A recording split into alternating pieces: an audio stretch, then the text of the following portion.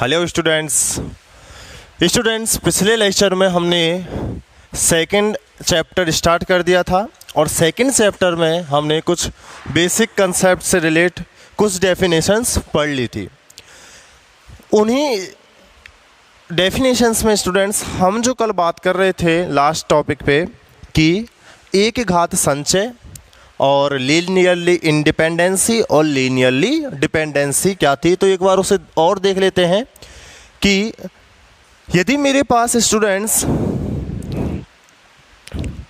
A1 A2 up to AN एक कोई सदिश है, एक यूक्लिडियन समष्टि e की पावर n का, तब ये सदिश एक घात संचय कहलाता है। कब? यदि मेरे पास में कुछ अदिश राशियां λ1 λ2 अप टू λn इस तरीके से हैं कि इनको मैं अगर A1 λ1 प्लस के A2 λ2 plus and so on AN λn के रूप में लिख सकता हूँ, तब ये कहलाती है एक घात संचय या फिर रैखिक संचय, लीनियर कॉम्बिनेशन।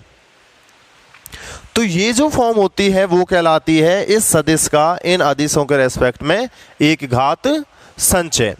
एक घात संचय को स्टूडेंट्स मैंने फिर देखा कि लीनियरली इंडिपेंडेंसी क्या होती थी, यानी कि रैखिक स्वतंत्रता।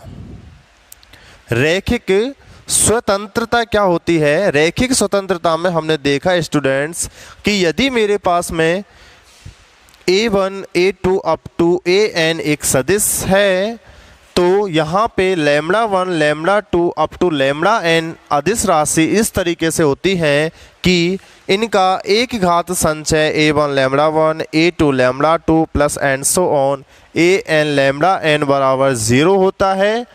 कब? जब प्रत्येक λi की वैल्यू 0 होती है। तो अगर प्रत्येक λi की वैल्यू 0 होती है तब ये कहलाता है सदिश लीनियरली इंडिपेंडेंट, यानी कि रैखिक स्वतंत्र कहलाता है।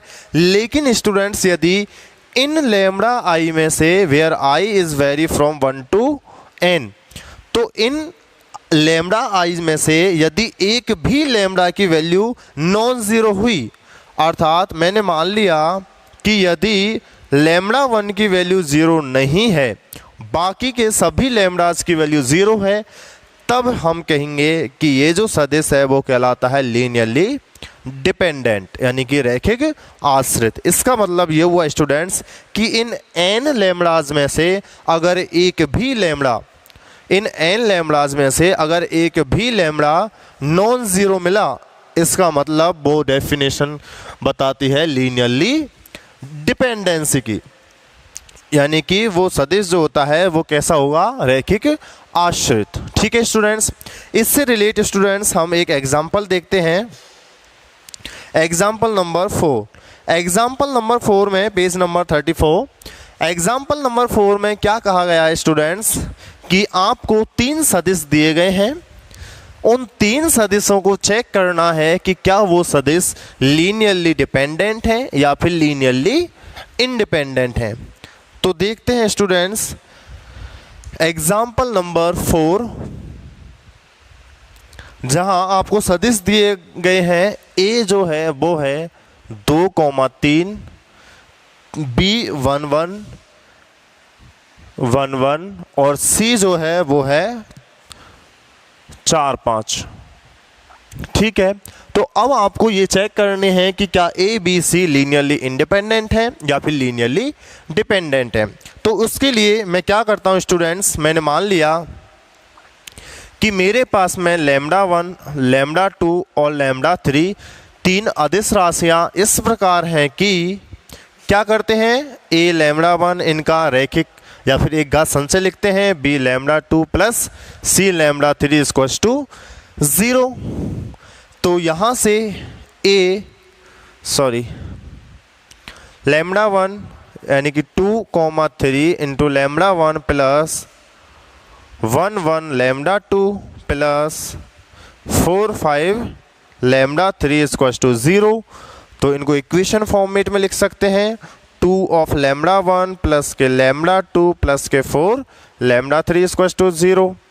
और यहाँ से 3 ऑफ लैम्बडा 1 प्लस के lambda 2 plus 5 of lambda 3 equals to 0।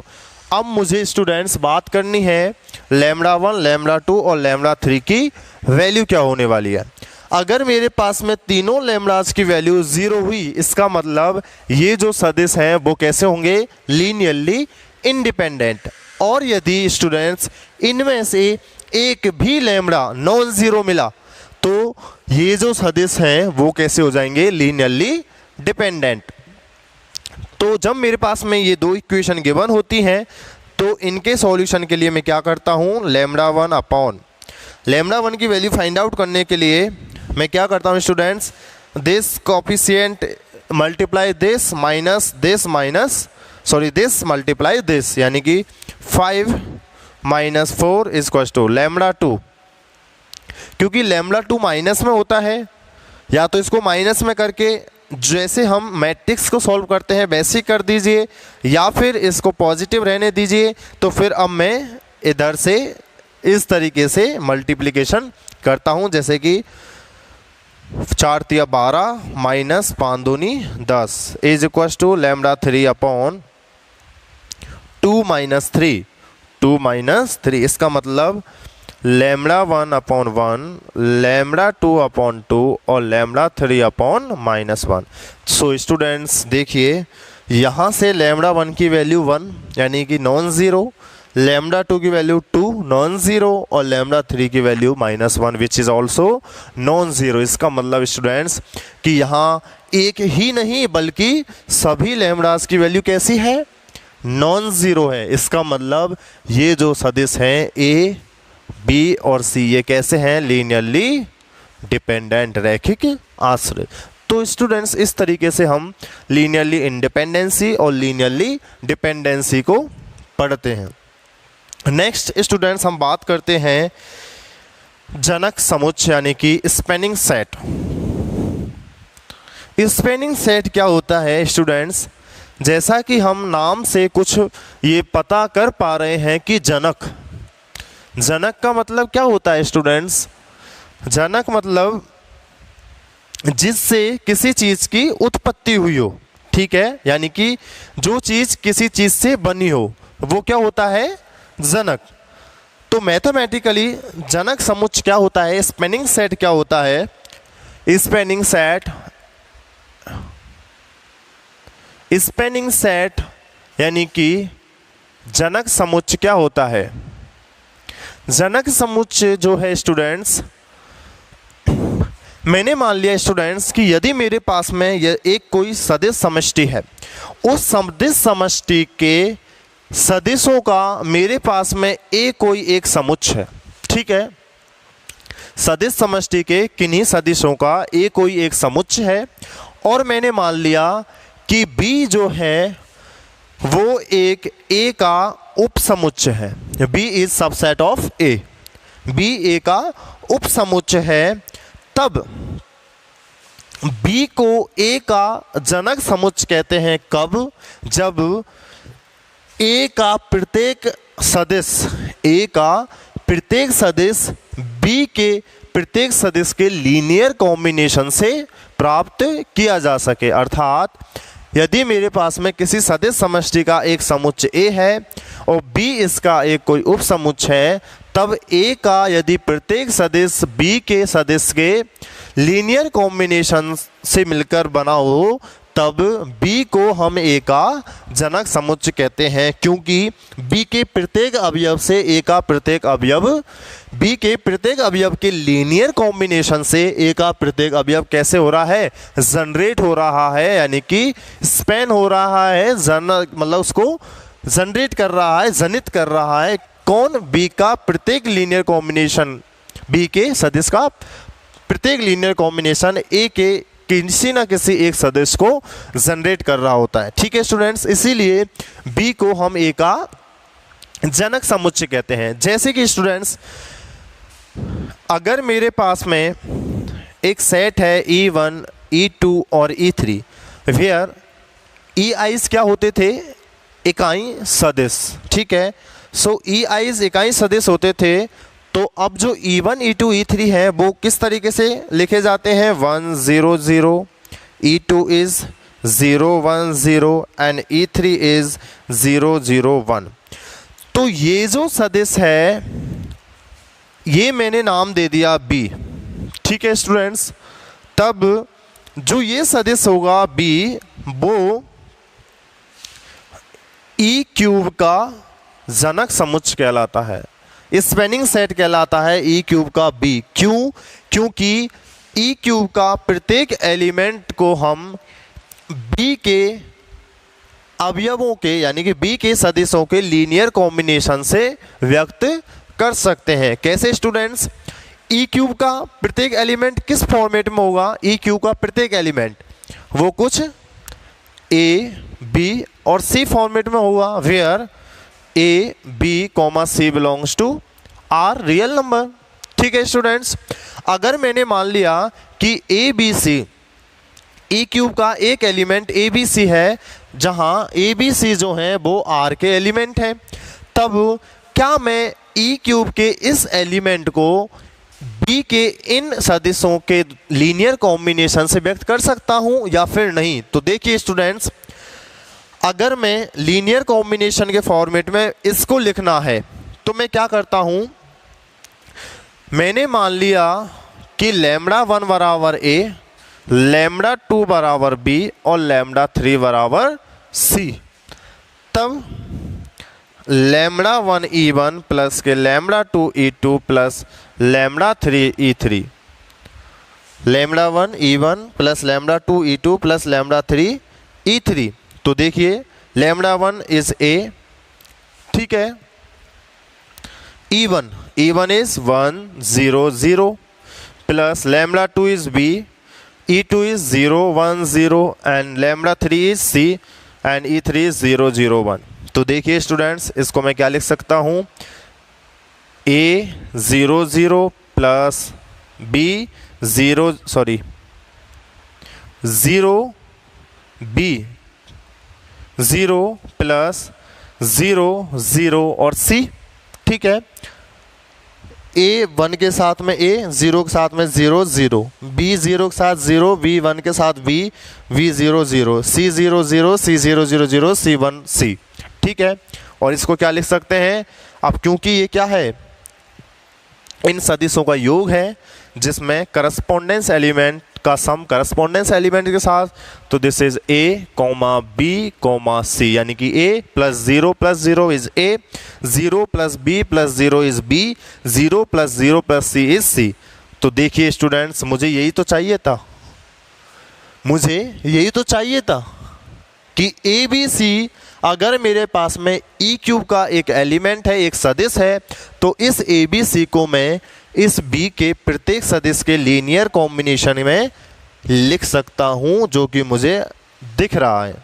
इसका मतलब ये हुआ स्टूडेंट्स कि इसी तरह E क्यूब का कोई भी एलिमेंट हो जहां आपके पास में A B C जो हैं वो कहां से हैं, R से हैं, तो λ1 λ2 λ3 कुछ इसी तरीके से सेलेक्ट करते हैं जिससे कि इनको जब इनके साथ में लीनियर कॉम्बिनेशन में लिखें तो हमें वही सेट आसानी से मिल जाता है, वही वेक्टर आसानी से मिल जाता है। इसका मतलब स्टूडेंट्स, ये जो समुच्चय है वो E क्यूब का क्या है, स्पैनिंग सेट है, जनक समुच्चय। जनक समुच्चय वाली फॉर्म जो कंसेप्ट है वो समझ में आया, ठीक है स्टूडेंट्स। तो इस तरीके से हम ये देखते हैं कि V जो है, जहां B E1 E2 E3 है, वो E क्यूब का एक जनक समुच्चय होता है। अब हम बात करते हैं स्टूडेंट्स जनक समुच्चय के बाद में आधार समुच्चय। आधार समुच्चय बेसिस सेट, बेसिस सेट यानी कि आधार समुच्चय। आधार समुच्चय क्या होता है स्टूडेंट्स? आधार समुच्चय एक तरह से स्टूडेंट्स एक जनक समुच्चय ही होता है, और वह जनक समुच्चय जो कि जिसके प्रत्येक सदिश लीनियरली इंडिपेंडेंट होते हैं। कैसे? जैसे अभी मैंने एग्जांपल दिया था B का कि जहां E1 E2 और E3 है, ठीक है। E1 1 0 0, E2 0 1 0 and E3 is 0 0 1, ठीक है। तो मैंने देखा कि B जो है वो ई क्यूब का एक जनक समुच्चय था, लेकिन अगर B जो है ई क्यूब का एक जनक समुच्चय तो है, वो तो ठीक है, लेकिन यह जनक समुच्चय क्या लीनियरली इंडिपेंडेंट है? अगर ये लीनियरली इंडिपेंडेंट हुआ तब स्टूडेंट्स मैं कहूँगा कि B जो है वो ई क्यूब का एक आधार समुच्चय भी है। आधार समुच्चय क्यों? क्योंकि इस समुच्चय के अलावा ऐसा कोई भी समुच्चय नहीं होगा जो कि सदिश, जिसके सदिश लीनियरली इंडिपेंडेंट भी हो, साथ ही साथ वो इसको जनरेट भी करे। ठीक है स्टूडेंट्स, अब देखिए मुझे ये देखना है, मैं ये तो पहले ही देख चुका था कि B जो है वो ई क्यूब का एक जनक समुच्चय है। तो फर्स्ट प्रॉपर्टी सेटिस्फाई होती है किसकी? आधार समुच्चय की। दूसरी चीज है कि ये B के जो सदिश हैं E1 E2 E3 ये लीनियरली इंडिपेंडेंट होने चाहिए। तो लीनियरली इंडिपेंडेंसी के लिए स्टूडेंट्स हम क्या करते हैं? हम वही एक λ1 λ2 λ3 लेते हैं और उन्हीं λ1 λ2 λ3 के लिए अगर मैं λ1 E1 प्लस के λ2 E2 प्लस के λ3 E3 बराबर 0 करता हूँ, λ1 E1 प्लस λ2 E3 प्लस के λ3 E3 बराबर 0 करता हूँ, तो अगर मुझे यहाँ प्रत्येक λ1 λ2 और λ3 इन तीनों की वैल्यू 0 मिल गई, तब मैं कह दूंगा कि B जो है वो स्पैनिंग सेट तो ऑलरेडी हम चेक कर चुके ही हैं, साथ ही साथ वो कैसा है? लीनियरली इंडिपेंडेंट भी है। तो चलिए चेक करते हैं। λ1 E1 is 1 0 0 plus λ2 E2 is 0 1 0 plus λ3 E3 is 0 0 1 is equal to 0। So 0 मतलब 0 0 and 0। Zero vector is, zero vector क्या होता है? Zero vector where all components are 0। तो यहाँ हम ई क्यूब की बात कर रहे हैं, तो क्यूब के लिए 3 कंपोनेंट्स की बात कर ली जीरो वेक्टर में। तो अब इसको मैं वही λ1